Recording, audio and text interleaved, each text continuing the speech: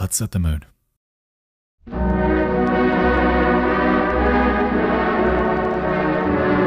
On the internet, there exists an album by the name of Everywhere at the End of Time. It was created in 2016 by a musical artist named James Leyland Kirby, also known by his stage name, The Caretaker. While I'm aware that on this show, I primarily cover real-world disturbing events, I wanted to discuss this piece of art since it perfectly encapsulates the disturbing reality of over 44 million people that are alive today. As you might have guessed by now, the album's an artistic expression of the numerous stages of dementia and how it slowly overtakes the mind, sending it spiraling into a wormhole of forgetfulness, twisted by a reality that they stray further and further from recognizing.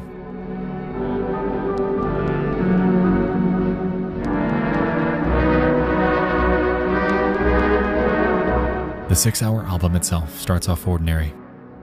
It's cheery, calm, and invokes a sense of comfort. As the hours pass and it progresses, Leyland subtly morphs not only the overall tone, but each chord progression and tune into something that hardly resembles what you were listening to a mere half-hour earlier. The descriptions from his YouTube video further exemplify the troubles that dementia patients face too.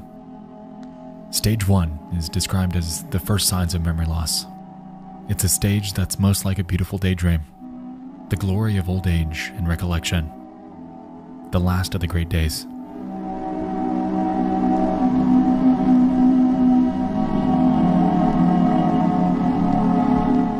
Stage 2 encapsulates denial. More efforts made to remember so memories can be more long-form, with a little more deterioration in quality. The overall personal mood is generally lower than the first stage, and at a point before confusion starts setting in.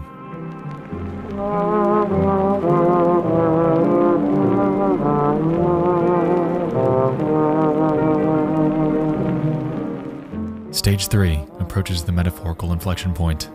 It's described as the phase where some of the last coherent memories exist before confusion fully rolls in and the gray mists form and fade away. Finest moments have been remembered, but the musical flow in places is more confused and tangled.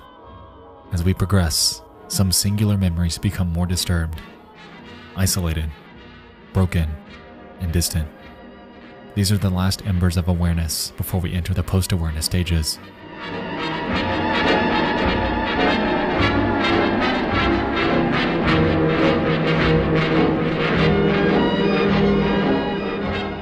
At the 2-hour and 8-minute mark, the album takes a stark tonal shift as it begins to exemplify the post-awareness stages. The spot where reality becomes a bleak, confusing mess, and where little seems to make sense.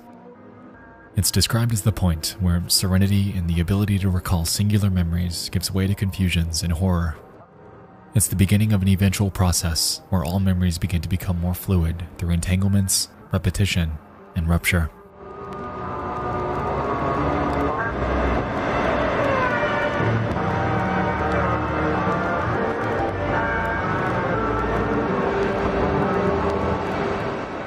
Stage 5.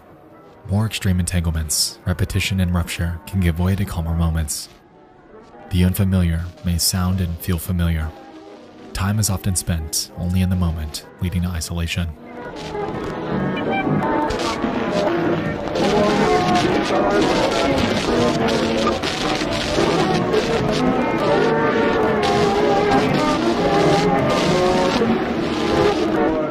In Stage 6, one without description.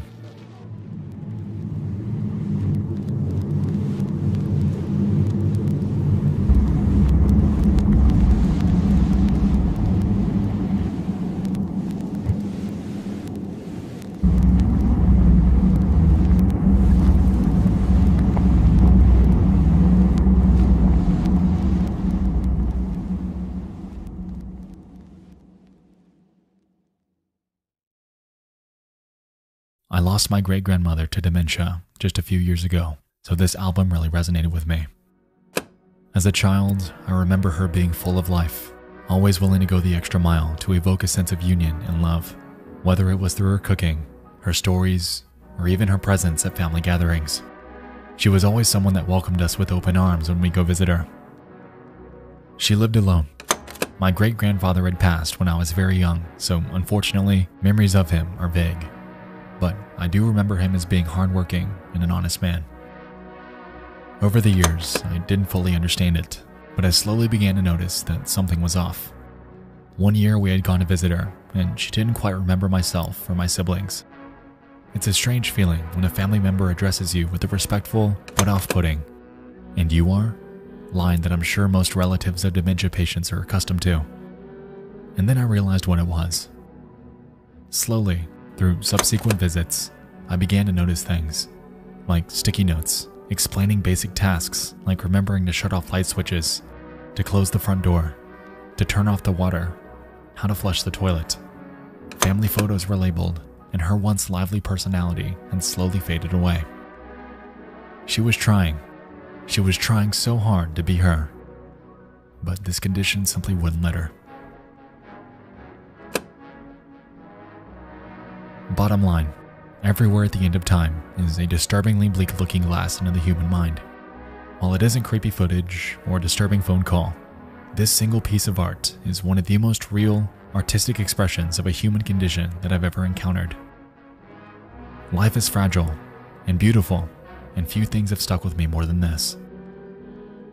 If you have a story about a friend or relative that you'd like to share, feel free to leave it in a comment. While they might have forgotten due to circumstances out of their control, they surely won't be.